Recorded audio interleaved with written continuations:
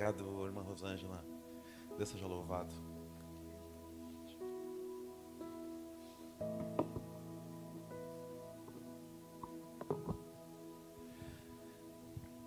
Glória a Deus.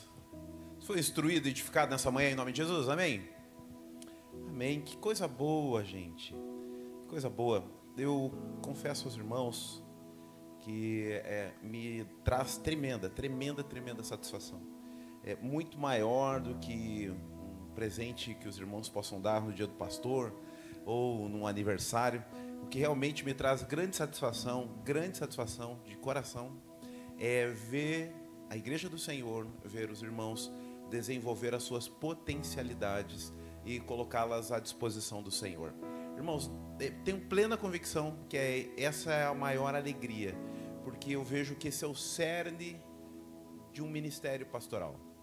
O cerne de um ministério pastoral não é constantemente estar tomando café na casa dos irmãos, não é estar almoçando, e sim, o cerne do ministério pastoral é receber você, te acolher, ver quais são suas carências, interceder com você, expressar as escrituras sagradas, porque elas são a ferramenta de Deus para a restauração da nossa mente, do nosso coração, para a nossa salvação.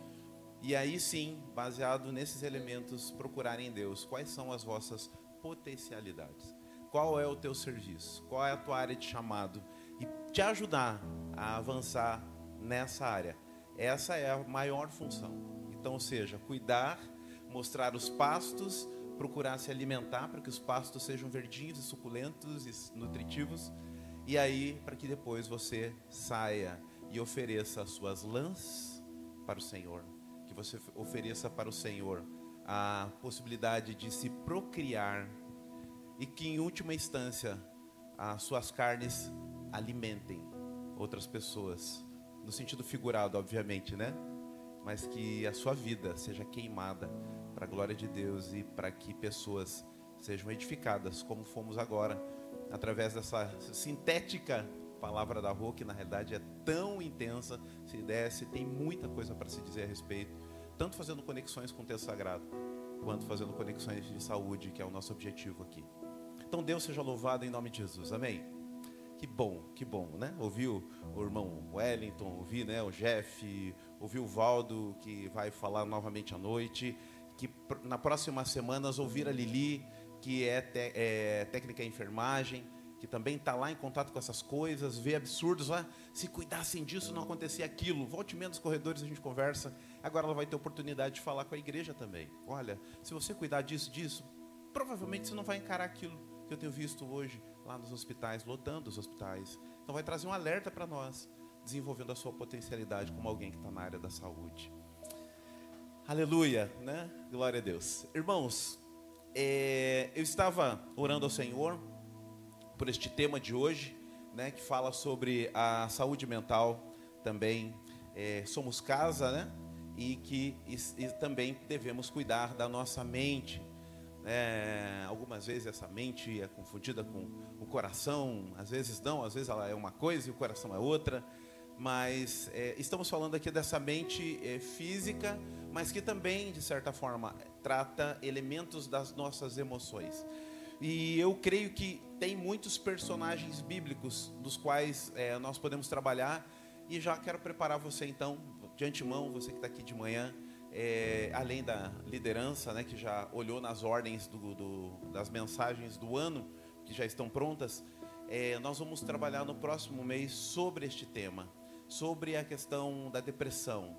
Nós vamos falar sobre isso, vamos pedir a Deus orientação para trazer à luz da palavra de Deus, orientações aos seus corações, e mostrar a você que você não está sozinho quando passa por esses dilemas, por essas dificuldades. Homens e mulheres de Deus de uma envergadura espiritual tremenda passaram por isso também, e foi dali deste momento que muitas coisas dos seus ministérios foram consolidadas, depois que eles precisaram deixar de confiar em si e passaram a confiar integralmente no Senhor. Grandes coisas aconteceram.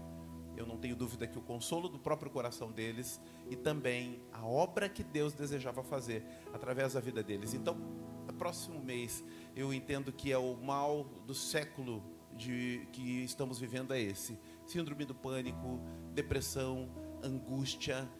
No tempo de Jesus eram os aleijados, eram os cegos, né, os surdos. Hoje em dia, este mal que, se saíssemos como Jesus pelas estradas, numa sentada, num conversar, num café, o mal seria esse: alguma coisa na área das nossas emoções que está carecendo da intervenção do Senhor. E este homem aqui, à luz da palavra de Deus, eu entendo que ele é o que mais nos traz lições importantes dentro deste aspecto de cuidar da nossa mente, da maneira que Deus lidou com ele. Então, 1 Reis, capítulo 19, nós vamos fazer uma leitura um pouco longa, mas deliciosa, porque é uma leitura que mostra uma narrativa com muita, muita riqueza. 1 Reis, capítulo 19.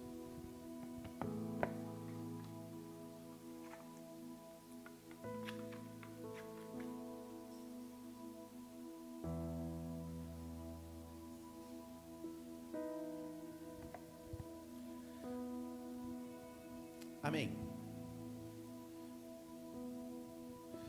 Acabe contou a Jezabel tudo quanto Elias havia feito e como matara pela espada todos os profetas. Então Jezabel mandou um mensageiro dizer a Elias: que os deuses me castiguem, se até amanhã, essas horas, eu não houver feito com a tua vida como fizeste a deles.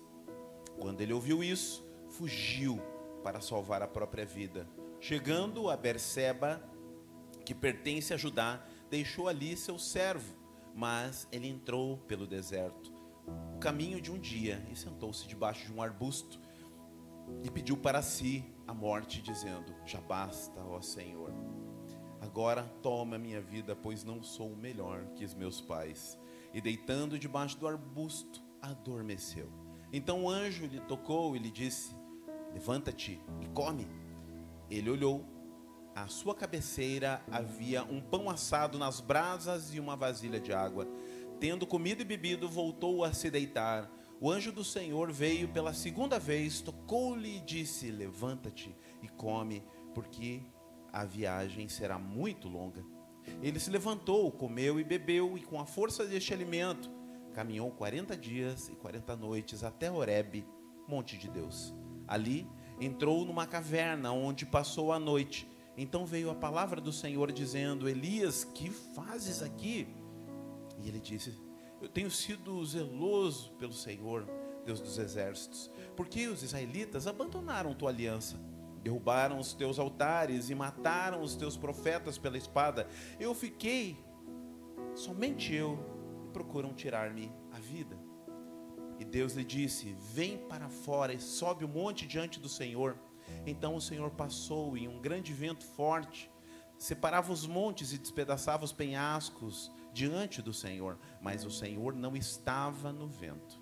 Depois do vento veio um forte terremoto, mas o Senhor não estava no terremoto. E depois do terremoto veio fogo, mas o Senhor não estava no fogo. Depois do fogo veio uma voz mansa e suave. Ao ouvi-la, Elias cobriu o rosto com a capa e, saindo à entrada da caverna, e veio uma voz que dizia: Elias, que fazes aqui? Ele respondeu: tenho sido zeloso pelo Senhor, ó Deus dos exércitos, porque os israelitas abandonaram a tua aliança, derrubaram os teus altares, mataram os teus profetas pela espada, e fiquei eu, somente eu, e procuram tirar-me a vida. Então o Senhor disse: vai, volta por onde vieste, o deserto de Damasco. Quando chegares lá, ungirás a Azael, rei sobre a Síria, e a Jeú, filho de Ninsi, a ungirás rei sobre Israel. E a Eliseu, filho de Cefate, de Abel-Meloá, ungirás para ser profeta em teu lugar. O que escapar da espada de Azael, Jeú matará, e o que escapar da espada de Jeú, Eliseu matará. Mas deixarei 7.000 em Israel, todos os joelhos que não se dobraram a Baal, e toda a boca que não a beijou. Vou continuar 19 ao 21. Elias partiu dali e encontrou Eliseu, filho de Cefate, que arava com 12 juntas de boi diante dele. E ele estava também com a 12ª. Elias se aproximou de Eliseu e lançou a sua capa sobre ele. Então, deixando os bois, Eliseu correu até Elias e disse: deixa-me beijar meu pai com a minha mãe, e então o seguirei. Elias respondeu: vai e volta, o que fiz eu contigo? Ele voltou, pegou a junta de bois e matou, e com o jugo dos bois cozinhou a carne e deu ao povo, e eles comeram. Então ele se levantou e passou a seguir Elias e a servi-lo. Amém? Oremos ao Senhor mais uma vez. Pai eterno, louvado e exaltado seja o teu nome pela tua palavra. Em nome de Jesus te agradecemos porque há algo precioso ao nosso coração aqui. Usa esta palavra ao nosso coração, ao coração da tua igreja. E assim como o que aconteceu aqui reverberou a ponto de chegar até nós, que o que vamos beber aqui nessa manhã, como esta orientação sobre saúde bucal, mas também aquilo que a tua palavra vem falar ao nosso coração, também reverbere através da nossa vida. É o nosso desejo, em nome de Jesus. Amém. É o seu desejo em nome de Jesus? Amém. Amém, igreja. Amém. Amém. Importante, irmãos, né? Falamos da boca, que ela declara, e é através da boca que fazemos confissão sobre o Senhor. Então é importante verbalizarmos, né, aquilo que desejamos fazer. Irmãos, eu quero começar aqui, é uma certa exposição, mas foi tão difícil extrair tudo isso aqui. Não vai embora não. Essa é a vantagem do tablet, é só correr o dedo, né? Mas, irmãos, foi uma luta chegar nesse esboço aqui, que não é bem um esboço, né? A parte primeira está nessa folha, daí a segunda está nessa, mas deveria ser nessa mesmo. Então, para os irmãos ver, eu só estou narrando isso para mostrar a vocês como esse tema é difícil para a gente trabalhar. Porque tem muita coisa presente aqui, tem elementos teológicos, tem elementos sobrenaturais, tem elementos psicológicos, tem elementos de traumas relacionados à família, então é muita coisa. Por isso a dificuldade. Mas enfim, o último ponto é o meu primeiro, para vocês terem uma ideia da bagunça que está aqui. Mas Deus vai dar graça e você vai compreender aonde Deus nos leva e nos orienta nessa manhã. Em primeiro lugar, irmãos, você já começa aqui vendo o nome de um sujeito chamado Acabe. O nome é propício, porque é para acabar mesmo um sujeito como esse. Irmãos, Acabe foi um homem casado com Jezabel, enfim, dependendo da versão. E eu começo, irmãos, não entrando na vida desse homem aqui, porque também daria pano para manga, mas só um dos eventos, né, Nabote, um sujeito lá, tem uma vinha, e ele vai lá e ele gostou da vinha do sujeito, né? Então ele chega lá e fala: ô Nabote, me vende a tua vinha. Ele falou: não, herança de família, cara, ó, sem chance. Daí ele vai lá, ele chega amoado, né? Ele chega lá para sua esposa, bicudo. Aí ela fala assim: o que houve com você, que você está com esse semblante tão triste? Fui lá falar com o Nabote para vender a vinha para mim, que eu gostei tanto da vinha dele, ele não quis me vender. Ela vai lá e resolve a parada, né? Matando aquela família, tomando a vinha e entregando a sua esposa. Então aqui você já nota um pouquinho, né, do cenário deste tipo de homem. E em nome de Jesus, não é a tônica da mensagem, mas eu quero dizer que tudo que nós vamos ler agora, tudo que Elias viveu, de certa forma, é startado, é iniciado por conta de um homem frouxo, um banana, que tem um chamado, tem uma convicção do que Deus quer da sua vida. Ele é rei de Israel, mas ele sucumbe à voz da sua esposa, uma voz que ele tinha consciência pelo que ele aprendeu dos seus antepassados, que era uma voz pecaminosa, e ele vira um idólatra. E isso aqui, este cenário, promove uma situação terrível em Israel, a ponto de angustiar o coração do profeta e do próprio Senhor. Irmãos, não é a tônica, mas eu quero dizer a você homem, e você homem mesmo, precisa se posicionar neste cenário tão confuso que nós temos nos dias de hoje, onde os papéis estão tão invertidos. aquela pregadora pentecostal, acho que é Camila Barros, né? Acho que é o nome dela, isso, né? Camila, eu vi um trecho dela, ela é muito fera, né? Assim, eu não vi as pregações inteiras, mas os cortes são maravilhosos. Ela diz assim, né, em um dos cortes, né? Deus chama Jó, né? E quando está falando para Satanás a respeito dele, viste meu servo Jó, e ela pergunta, o que eles disseram sobre, o que falam sobre Jó? O que se viu lá? Ele falou assim, que ele é um cara bonzinho? Não, ele é um homem justo. Justo. Nós classificamos bons crentes como crentes bonzinhos, né, irmãos? Pode falar a real. Mas quando vemos alguém com um tom mais profético que nos exorta sobre o nosso pecado, nossa, como ele é arrogante, muito religioso, né? Nós gostamos de gente boazinha. Deus não gosta de gente boazinha. Deus gosta de gente justa. E é isso que faltou a esse homem. Não quero me estender, mas é um apelo ao meu coração, ao seu coração. Nos posicionemos, homens. Olha a desgraça que acontece aqui. Começou com ele. Se ele se posicionasse, Elias poderia desenvolver o seu ministério de maneira mais excelente, revelando caminhos a este povo que não eram caminhos de correção, mas de avanço. Se posicione. Seja um filho, como um homem de Deus. Seja um esposo, um homem de Deus. Um líder ministerial, homem de Deus. E se posicione. Ah, mas o irmão vai ficar chateado, talvez ele mude da igreja. Vai em nome de Jesus. Vá. Mas enquanto você, em amor, ministre a palavra de Deus. Elias está neste cenário. Irmãos, quando ele realiza o que está lá no capítulo 18, que você sabe, né? Fogo do céu, aquele show pirotécnico, né? Aquela coisa tremenda, sobrenatural. É naquele cenário que acontece algo tremendo, tremendo, irmãos. Mas aí, ele viu tudo isso, Acabe viu tudo isso, olha o nível do sujeito. Chega para a mulher dele, olha, Elias fez tudo isso lá. Daí a mulher de novo, lá vou eu ter que resolver as demandas deste reino. E ela fala, ó, é o seguinte, o mensageiro vai lá, avisa Elias, que em breve, ó, né, até amanhã, ele vai passar pelo mesmo que ele fez com os profetas, porque todos foram mortos à espada.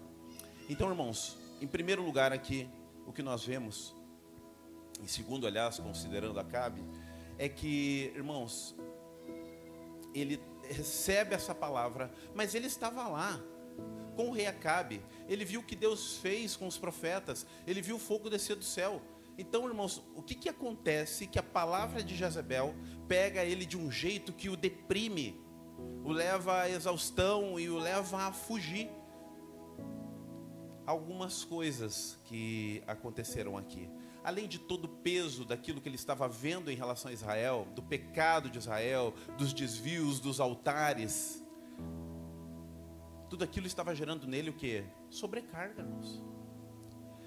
O aspecto emocional, ele não deixa de ser vivido por quem está no centro da vontade de Deus. Aliás, até algumas vezes, quando você entrar no centro da vontade de Deus, o irmão Ronaldo, se estiver no centro online para me corrigir, então existe o centro da vontade de Deus. Existe a vontade de Deus e a não vontade de Deus, irmãos. Tá? Não tem centro, não. Não tem a borda da vontade de Deus, a direita, a esquerda, né, embaixo e em cima da vontade de Deus. A vontade de Deus, ela é a vontade de Deus. Então, ou estou dentro ou estou fora. Mas quando ele está aqui procurando viver a vontade de Deus, ele identifica todas essas coisas, e eu não tenho dúvida que isso o deprime.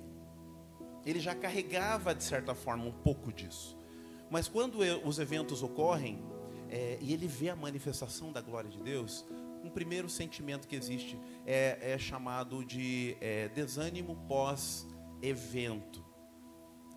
Falando com alguns psicólogos, até mesmo a Ivânia já me falou disso, que pós-projeto, síndrome do pós-sucesso, acontece muitas vezes. Se você já teve um grande projeto, o qual você concluiu, vamos lá, uma monografia que te deu bastante trabalho no teu curso, ou mesmo ministerialmente, você fez algo que era grande para você, e quando termina, pode notar, a gente tem aquele sentimentozinho assim, Vamos pensar em tal coisa? Olha, eu não estou com cabeça para isso agora. Eu falei, mas acabou de sair de algo tão abençoador, tão grande, por que você não consegue? Eu não sei, eu não estou em condições, parece que as minhas baterias se acabaram. É essa síndrome.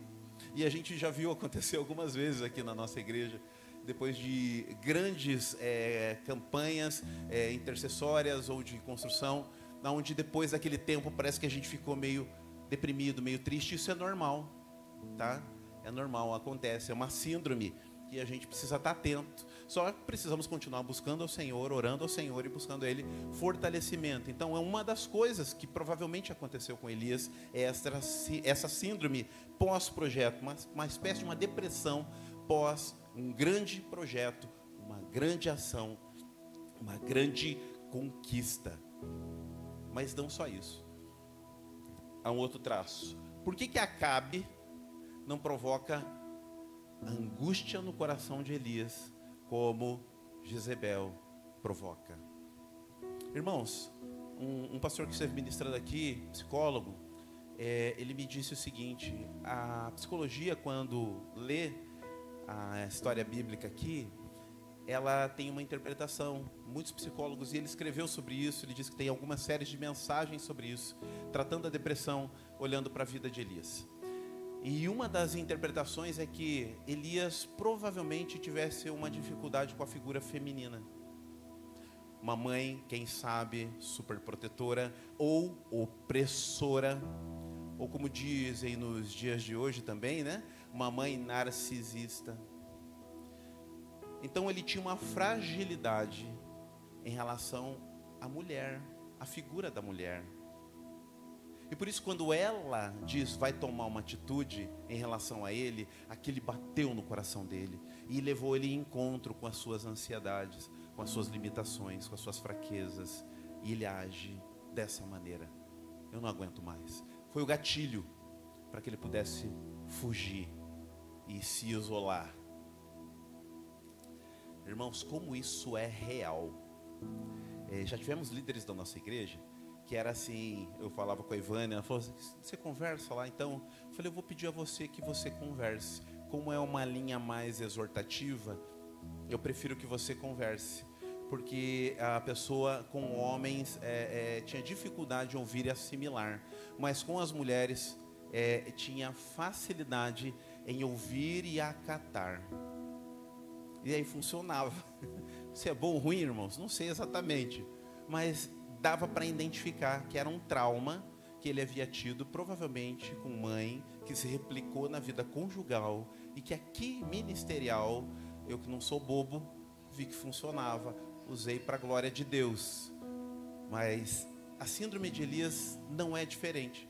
Provavelmente houvesse um trauma ali, alguma questão no seu coração travada, e por isso este pavor. Este que é conhecido então como o profeta do fogo, né? Um dos maiores atos mais sobrenaturais que nós vemos no texto sagrado, ele passa por isso. Irmãos, e aí chega no verso 4 aqui. E nós vemos aqui que ele entrando nesse deserto, ele pede a si a morte. Basta, Deus. Essa é aquela situação onde pessoas perguntam, pastor, mas aconteceu isso com a pessoa lá, será que não é bom a gente ficar investigando, olhando, com medo que a pessoa, né, agisse contra a própria vida? Tem situações que a gente vê na hora, se é de fato suicídio ou não. Algumas situações são bem claras. E Elias era um desses casos, onde não era o desejo de fato de morte, e sim a angústia. Ele não queria morrer, irmãos. Ele estava angustiado, né? Se ele quisesse morrer, como dizem alguns pregadores, era só ficar lá que Jezebel fazia o serviço para ele. Mas ele foge. Então ele não quer de fato morrer, mas ele está numa angústia tão grande, da qual ele quer se livrar. Não é assim? O pânico, a depressão. Pessoas tiram a vida, muitas vezes, dessa situação por conta disso. Elas sabem que elas não têm mais esperança na mente delas. Elas creem que elas estão ferindo pessoas ao seu lado, que já estão por aqui, e começam a verbalizar isso. Olha, você não tem jeito, não aguento mais, tal. De fato, eu não aguento mais, não sei mais o que fazer. Tiram e ceifam a própria vida. Isso já aconteceu dentro da igreja do Senhor. Mas há alguns casos que não é assim. E já houve um dilema, né? Aproveitando um adendo aqui, já houve um dilema. Tá, mas uma pessoa dessa se matou, pastor. Teve um filho de um pastor que fez isso, que cometeu suicídio. E, pastor, mas e aí? Como é que fica? Tal, ele vai para o inferno, tal. Irmãos, essa é uma mentalidade católica que nós herdamos. Tá? Isso é o catolicismo que prega desse jeito. O que acontece no vale da sombra da morte, somente o Senhor sabe. Então, por isso que eu vou aos velórios. Padre não vai em velório de suicida trazer uma palavra, porque ele entende que ele foi condenado, então ele não tem nada que fazer lá. Não compreende que ele poderia falar aos presentes, mesmo que essa fosse a situação, mas não, nós não temos consciência daquilo que acontece numa mente que chegou nesse nível. Não, mas ele pensou não, já não está pensando mais nada. Esta depressão, neste nível, fez com que as faculdades mentais dele se atrapalhassem, mais medicações e circunstâncias. Então não é mais o mesmo homem ou mulher que Deus gerou. É um outro ser humano completamente transtornado. E certamente Deus, no momento de executar a sua justiça, irá levar isso em consideração, porque Deus é justo e amoroso. Mas Elias não queria de fato a morte, ele estava angustiado.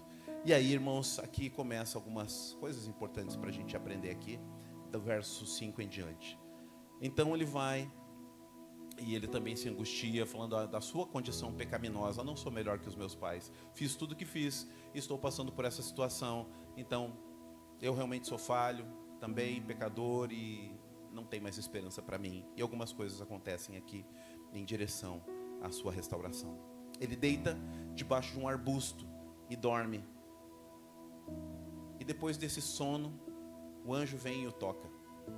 Nesse processo, irmãos, apresenta a ele também, do verso 6, alimento. E diz, olha, come, né? Tinha pão assado nas brasas, uma vasilha de água, e tendo comido e bebido, ele deitou novamente. Verso 6. Verso 7, o anjo veio pela segunda vez, tocou-lhe e disse, levanta e come, porque a viagem será muito longa. Aqui começa o primeiro momento da restauração de Elias. Irmãos, como tudo no Evangelho, de maneira muito simples. Vai dormir, descansa. Quando o depressivo está vivendo, seja os primeiros momentos ou mesmo os mais severos, uma das coisas que ele mais deseja é dormir, né? Tanto que é difícil tirá-los da cama, e não há medicação que resolva isso. Tem medicação que daí quando ele passa a noite acordado direto, porque dormiu de dia, né? Ele passa acordado à noite, e aí tem a medicação para dormir à noite. Mas aí tem a medicação para ajudá-lo a estimular de dia. E quando ele está com pensamentos suicidas, tem a medicação para ajudar que ele não pense nisso, e que essas substâncias químicas nossas que a Rô citou, né? Serotonina, dopamina e essas coisas do bem-estar, ele não tem por si, às vezes por debilidade mesmo física, né? Outras vezes por uma questão de tristeza, de angústia. Então a medicação ajuda a complementar essas coisas, ele sente um pouquinho mais alegre, porque a medicação fez a captação desses elementos e estão produzindo de maneira artificial aquilo que ele precisa para estar bem. E assim, e aí ele crê que quando a medicação foi acertada pelo neurologista ou pelo psiquiatra, ele crê, pronto, achei a solução para a minha vida. E na realidade foram placebos. E placebos mesmo, porque há pesquisas também, lendo alguns autores que foram pesquisar mais a fundo com médicos, há pesquisas norte-americanas que parte de antidepressivos e alguns remédios que foram dados, os pacientes se sentiram muito melhor depois e eram placebos. Eram remédios que na realidade não tinham efeito nenhum sobre aquela doença, mas o fato de tomá-la gerou em sua mente a consciência, agora medicado com o remédio certo, vai dar tudo certo. A disposição mental dele fez com que as coisas melhorassem, mas não o remédio em si. Olha que coisa interessante. O pastor Amós falava muito disso, não existe remédio para depressão. Os remédios eles cuidam de outras coisas, te animar, te fazer descansar, melhorar o teu humor, mas eles são medicamentos que auxiliam num processo só. Mas o objetivo, por isso um bom psiquiatra e um bom neurologista vai dizer o seguinte: você está fazendo terapia? Você está tendo acompanhamento de algum tipo? Eu recomendo que você o faça. Todos os bons falam isso, porque sabem que o que está sendo suprido por aquela medicação, na realidade, é um mal das emoções e da própria mente. Depois de um tempo, ele passa a identificar: ah, não, esse caso é fisiológico mesmo, precisa de medicação para complementar. A maioria dos casos, irmãos, não é isso. São escolhas, são perdas, são situações não trabalhadas diante do Senhor. E o que Elias nos ensina? Descanso. Descanso, irmãos. O Senhor, nosso Deus, descansa ao 7º dia, sem ter necessidade disso, mas para mostrar. Desconecta aí, ó. E é descanso de ócio mesmo, né? Que a gente sente culpa, né? A gente fica angustiado. Se você é workaholic, então, se você é sanguíneo, se você é colérico, então, meu Deus, né? Você fica incomodado porque parece que você está em pecado por não estar produzindo alguma coisa.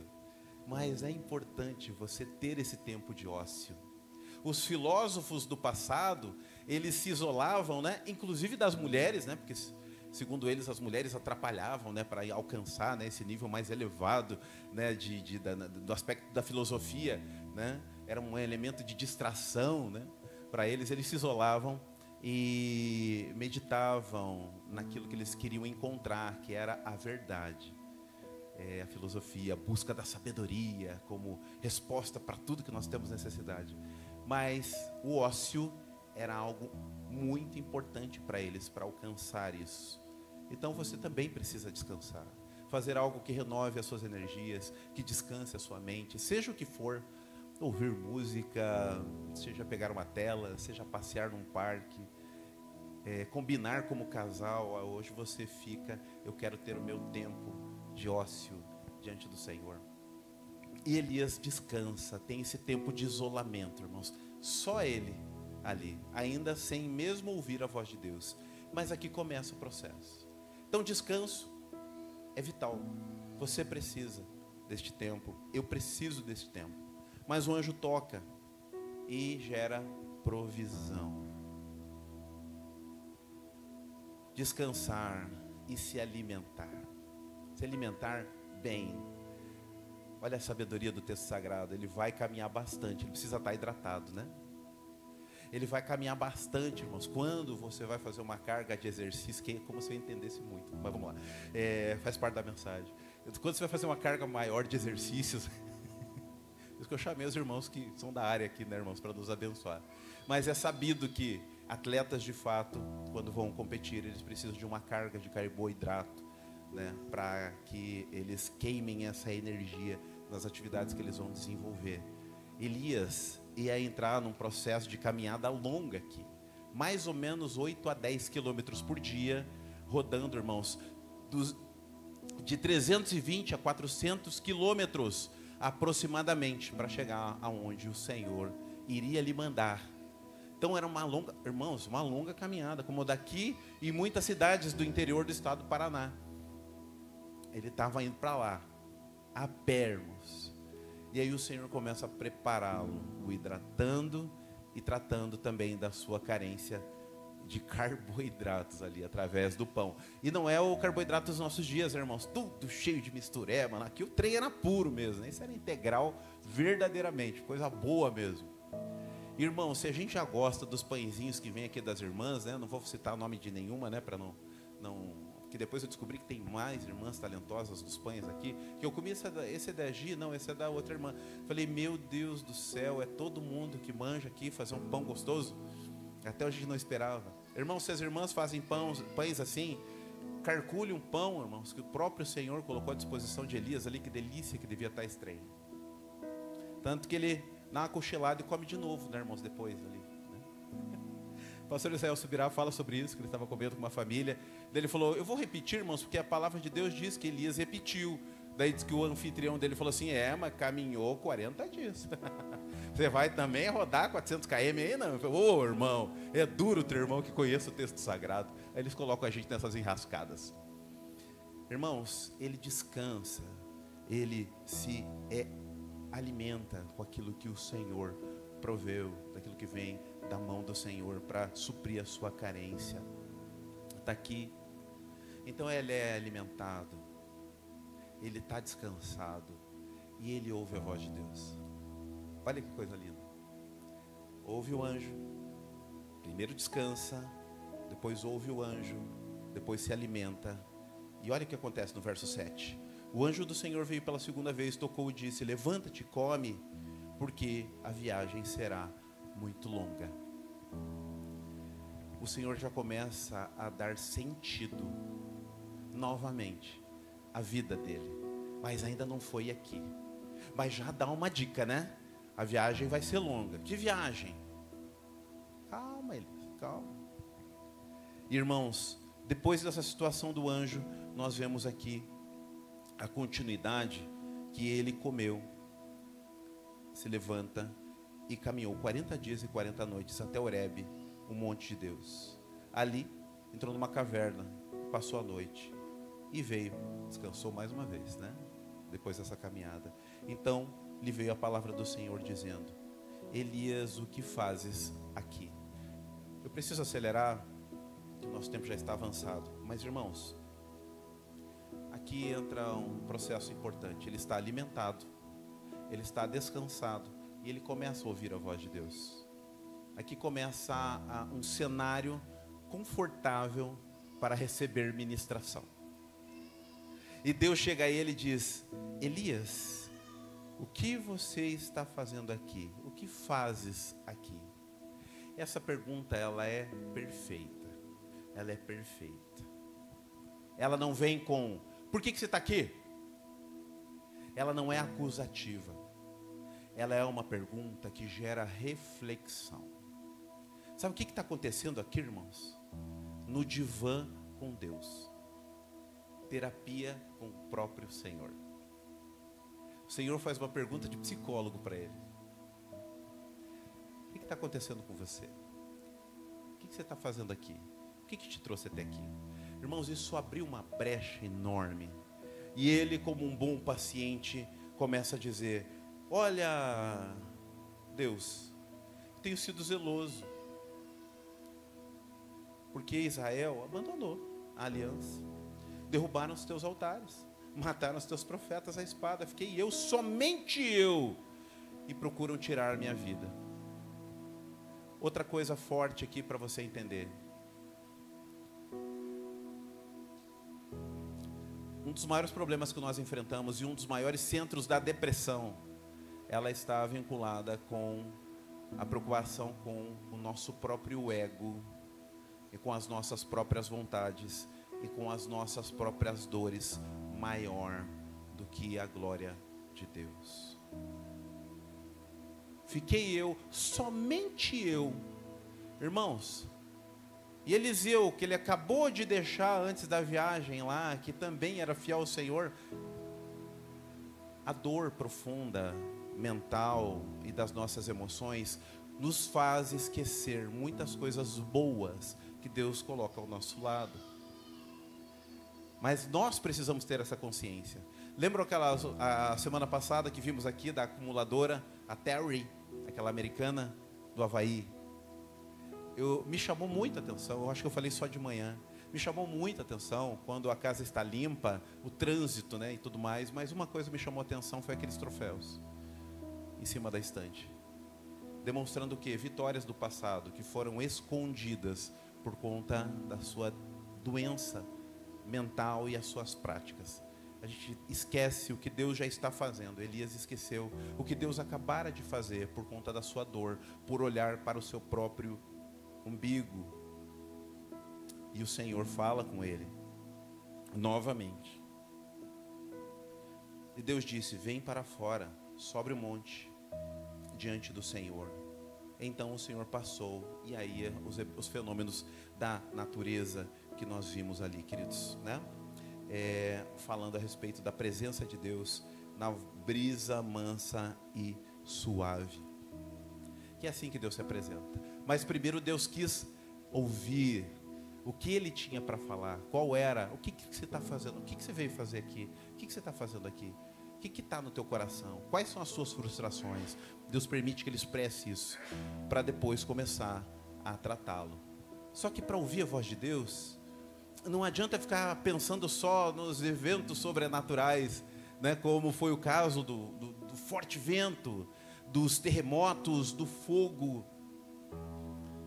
A voz do Senhor, ela é uma voz suave, mansa, e nós temos que aquietar o nosso coração para conseguir ouvi-la, estar descansados, alimentados e cientes, né?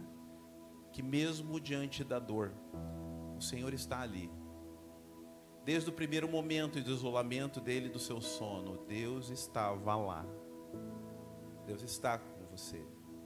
Deus está com as pessoas que sofrem ao seu redor. Ele está lá. A dor pode fazer e dar a impressão de que não está, mas Ele está lá. E Ele conhece. E sabe o que foi interessante? Que quando lia, eu fui ler um livro bem pequenininho, que fala sobre o sofrimento, de John Piper. E John Piper fala um negócio tremendo lá, assim, falando que a presença de Deus, ela não é uma presença julgadora. Deus não o julga, irmãos. Pô, você não viu o que eu acabei de fazer? Eu desci fogo do céu, os profetas. Você está doido, Elias? Não, irmãos, né? Em nenhum momento Deus o exorta sobre isto. Deus entende o teu coração. Deus conhece a sua mente, sabe das suas dores, sabe das suas lutas. E não tem ninguém aqui nesse auditório que não tenha as suas áreas, os seus calcanhares de Aquiles, as suas dificuldades. Deus as conhece. E Deus alimenta. Deus nos chama ao descanso nele. E Ele nos pergunta, né? O que você está aqui? Qual que é a sua real intenção? O que está aí passando do teu coração? E Ele nos ouve com a intenção de nos dar consolo, conforto. E quando ouvimos a sua voz, ela é assim, mansa, suave. Porque os ruídos do mundo que tanto nos atraem, nos fazem querer ouvir mais o mundo. A voz do Senhor está presente. Só que ela vem lá de dentro do nosso coração, bate aqui na nossa mente. Mas você sabe que ela está lá. Mas os ruídos do mundo são mais fortes, né? E eles acabam não nos permitindo ouvir. Elias, em todo esse cenário, vê todos aqueles movimentos poderosos de Deus, mas ouve a voz de Deus, mansa e suave, e aqui a sua restauração começa. Eu não posso fazer nada diretamente por você, nem seu pai, nem sua mãe, nem seus avós, nem qualquer outro líder da igreja. O que cada um pode fazer um pelo outro é levar e orientar a buscar ouvir a voz mansa e suave do Senhor. E é nesta voz que a cura de fato acontece. E Deus pergunta: o que você faz aqui? De novo ele diz: e Senhor, o povo está infiel, eu estou ameaçado de morte e tudo mais. Fala as mesmas coisas que ele falou no 10, ele repete aqui novamente. Está falando sobre o seu medo e frustração. E aqui ele começa a aliviar o próprio coração. E demonstra que quando ele sai da caverna, ele ouve a voz de Deus. Quando ele vê essas manifestações de Deus, o texto diz que ele coloca a sua capa, cobre a sua cabeça. Entre o povo de Deus, isso é uma demonstração de zelo e de respeito, como Elias fez diante dos serafins e da presença de Deus, como no próprio Monte Horebe, Moisés também fez, cobrindo a sua face, dada a glória do Senhor. E ele, em reverência ao seu Deus, ele se coloca nessa posição e ouve a voz do Senhor, a voz mansa e suave. E ao ouvir, ele cobre o rosto. E, irmãos, para a gente estar caminhando aqui para o final, mais uma vez Deus diz: o que você faz aqui? Queria ouvir dele. E aqui do 15:16 começa a continuidade do tratamento. Então o Senhor lhe disse: vai, volta por onde vieste, refaça as suas trajetórias, nem que sejam mentais. Que coisas você deixou para trás? Que caminhos você está em desobediência ao Senhor? Que perdão precisa ser liberado? Há pais, mães, líderes, às vezes é um trauma muito grande em relação a alguém, a um ente querido seu que lhe fez mal, e você carrega isso até hoje. Vai, volta por onde vieste. Às vezes é um caminho que você tem ciência que está em desobediência ao Senhor. Não, mas eu vou tocando barquinho. vai e volta por onde vieste. Refaz teu trajeto. Dizem que ansiedade é excesso de futuro, né? Depressão é excesso de passado. Vai e volta de onde vieste. Deus faz com que Ele refaça seus caminhos para tratar o seu próprio coração. Quando chegaste lá, e aí Deus dá missão, irmãos. Alguns, eu já escutei isso de uma irmã que esteve em depressão na nossa igreja, muitos anos atrás, e ela disse que o médico falou para ela assim: não vou te dar licença do seu trabalho, vou dar uma recomendação, se eu não me engano, de diminuição da sua carga horária, mas eu não vou lhe dar, porque eu quero que você esteja em produção. Deus faz com que ele descanse, Deus o alimenta, Deus fala com ele, ele está pronto para ouvir mesmo de maneira suave, e Deus diz a ele: como é que você está? Você já está ciente das suas próprias dores, você já falou comigo, agora vamos fazer o seguinte, tenho missão para você. Aquilo que é o alvo da sua angústia, Elias, você mesmo vai ser o canal da restauração. Aquilo que é o alvo da sua dor, você vai ser o elemento chave para começar o processo. Mas eu sei que você está sobrecarregado. Eu sei que os teus dias têm sido difíceis, Elias. Então, junto com tudo isso que você vai fazer por mim, tem um rapaz caminhando com você chamado Eliseu, não tem? Tem. Então é o seguinte, unge ele também. Vou te dar uma folga. E você sabe que ao lado de Enoque, ele é o segundo homem da Bíblia que não passa pela morte. Deus o leva, conhecendo o seu coração e a sua dificuldade e as coisas que ele estava passando. E talvez, irmãos, aqui eu estou elucubrando aqui agora, talvez até para evitar que Elias viesse a envergonhar o nome do Senhor por conta do seu desgaste, deu para você, Elias: vem para cá, filho, eu vou cuidar de você agora, chega, deixa Eliseu, o menino está querendo unção dobrada, ou seja, ele quer trabalhar, coloque a capa sobre ele e vem desfrutar da minha presença na sua vida. Mas ainda aqui, nessa vida, ele é restaurado, irmãos, e recebe uma missão: vai, volta por onde você veio, e você vai fazer o seguinte, você vai ungir reis. Olha isso, você passou por algo tremendo diante de mim, e você agora vai ungir reis. Você vai ungir 2 reis, na Síria e em Israel. Ou seja, Acabe acabou, aproveitando o trocadilho do início. E mais, você vai ungir a Eliseu, e nós vemos depois a autenticação. E Eliseu faz o seguinte, não apenas se torna um homem tremendo como Elias, mas de fato Eliseu funda uma escola de profetas. Irmãos, um homem centrado na vontade de Deus, diferente de um desobediente como um Acabe, gera o que? Proliferação de mais homens e mulheres de Deus.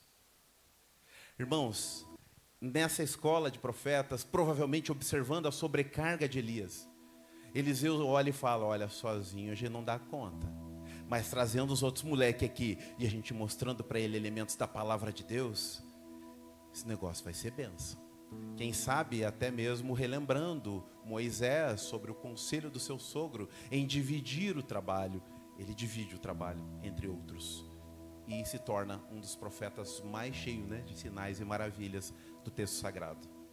Mas lá atrás foi preciso ter um Eliseu que passou por todas essas demandas, é restaurado pelo Senhor, porque ele, irmãos, restaurou a sua saúde, como nós também podemos fazer nos nossos dias. Descansando, tendo a nossa rotina de sono, que alguns dizem que o ideal é 8, eu falei, mas se for 10, dizem que é melhor. Não para mim, se eu dormir 8 horas mesmo, eu acordo quebrado, com o corpo todo doído, mas 7 horas, 6 horas e meia ali é legal. Mas dizem que o ideal é 8 horas, para que haja todo o processo, descanse. Ah, mas eu não consigo, vai atrás da, como é que é? Melatonina, né? Não, é isso, né?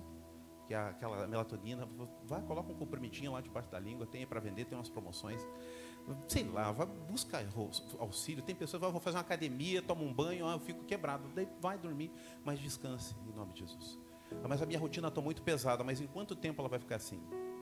Alguns dizem, não, eu estou concluindo o curso, não, meu filho que está se formando, não, a casa que eu tenho que pagar. Quanto tempo você vai continuar assim? Se você deixar assim, daí depois do teu filho, você vai querer ajudar o seu neto e você nunca vai conseguir, se você não estabelecer aquilo como prioridade. Então, irmãos, nós temos que colocar isso como meta e para o ócio mesmo, para o descanso. A gente precisa se alimentar bem, de maneira saudável. Obviamente que é o tema do nosso mês, mas a gente precisa comer, se alimentar bem. Um testemunho muito forte que eu já falei para vocês de um pastor, que ele passou pela experiência de Deus dar graça a ele de ver a própria morte, porque ele na realidade era muito espiritual e abriu mão de muito tempo de se alimentar, e aquilo fez o seu corpo entrar em falência em nome da obra de Deus. Se alimente, cuide de maneira saudável. Você vai estar ensinando para os seus filhos esse valor também, em nome de Jesus. E por último, né, irmãos, ouça a voz do Senhor. Deixa Deus prover a você. E agindo assim, irmãos, descansados, alimentados e cientes que nós queremos ouvir a voz de Deus, Deus vai falar coisas que vai nos ajudar no processo da restauração, como foi com Elias, resolvendo demandas do seu passado, tendo consciência da sua missão, de quem ele era no Senhor, e ali recebendo uma missão da parte de Deus. Parou de olhar, ó vida, ó azar, ó dia, olha o que Jezebel fez comigo. Falou, rapaz, estou resolvendo tudo isso. Quanto a você, vai fazer aquilo que eu mandei você fazer. Eu não tenho dúvida que nós vamos passar, como disse a Rô, algumas demandas na nossa vida. Claro que vamos, irmãos. Isso nos leva a orar, a ser mais dependente de Deus. Mas a nossa mente vai estar alinhada com o nosso coração, que vai estar alinhado com o Espírito Santo de Deus, que vai testificar que somos filhos de Deus. Lembrando que Deus não está julgando você, não está te condenando como com Elias, mas Ele quer saber onde é que você está de verdade, onde é que está o teu coração de verdade. E baseado nesta pergunta, as demais coisas Ele vai acrescentando. Ele vai acrescentando. E aí a gente coloca a túnica, a gente cobre a cabeça e fala, Senhor, fala que o teu servo ouve. E Ele ministra o nosso coração e nos dá missão para avançar dentro da nossa casa, fora dela, na nossa igreja, no nosso ambiente de trabalho. E a gente fica como Elias depois desses cenários, né? Prontos para esperar, né, as carruagens de fogo do Senhor. A provisão, né, em fogo e glória que Deus nos dá mesmo diante das adversidades. E Ele faz para a glória dEle e para a alegria do teu coração. Nós vamos orar em nome de Jesus. Quero convidar você a fechar seus olhos. Onde é que você está? Essa pergunta fala de como é que está teu coração. Essa pergunta fala como é que está o teu relacionamento com Deus. Essa pergunta fala qual é o propósito da sua vida aqui na terra. A pergunta mostra o que você está fazendo. A Elias, Deus dá uma missão. Trata o seu coração, mostrando que 7.000 que não se dobraram a Baal ainda estavam lá para fazer companhia com ele, sorrindo, muitas vezes chorando. Você não está sozinho. Você não está sozinha. Coloque o seu coração diante do Senhor, coloque a sua mente diante do Senhor e ore a Ele. Você está passando por algum momento onde a sua mente está agitada, o seu coração está ansioso, a depressão está avizinhando, ou já está implantada aí na tua mente, no teu coração, em nome de Jesus. Descanse, se alimente, ouça a voz de Deus, caminhe em direção à vontade dEle. Pai eterno, em nome de Jesus, quero te agradecer pela vida de Elias, que tanto ministrou o nosso coração nessa manhã e falou conosco, e peço que o Senhor também nos ajude a ter esses elementos fundamentais: descansar, nos alimentar e nos exercitar, como Ele mesmo fez, caminhando todo este período. E este trajeto de caminhada dele certamente foi o momento de refazer os caminhos, não apenas físicos, mas também, Senhor, emocionais, veredas antigas, tratadas ali durante a sua caminhada, neste todo tempo. E o Senhor o usou de maneira sobrenatural e trouxe o descanso a ele com a tua presença. É o desejo do nosso coração também, estar provando da tua graça, da tua voz. E nós queremos nos comprometer, como estamos fazendo neste mês, a cuidar do templo do Espírito Santo, fazendo aquilo que o Senhor nos recomenda, cuidar da nossa casa de oração, mas também cuidar do templo do Espírito, que é o nosso corpo. Abençoa-nos, ó Deus, neste intento, e que este mês de janeiro, que está avançado, Pai, já passou da metade, que em nome de Jesus, o Senhor não nos permita nesse próximo meses, ou mesmo neste ano, não esquecer da importância deste cuidado, para além dos nossos lábios, também através da nossa rotina, do nosso lar, sejam ministradores da tua presença lá, em nome de Jesus. Esse é o desejo do nosso coração, para o louvor e glória do teu nome. Oramos em nome de Jesus. Amém, Senhor. Amém. Glória a Deus pela sua palavra, queridos irmãos. Que Deus abençoe a todos em nome de Jesus. Vão em paz. E logo mais à noite estaremos aqui celebrando ao nosso Deus. Se você puder estar conosco, o irmão Valdo estará trazendo uma mensagem nessa noite. E também estaremos aqui ouvindo mais um momento aqui com um dos nossos irmãos, se não me engano, o irmão Wellington, sobre o tempo somos casa, né, que é esse tempo sobre a nossa saúde também. Vão em paz, em nome de Jesus. Que Deus abençoe a todos.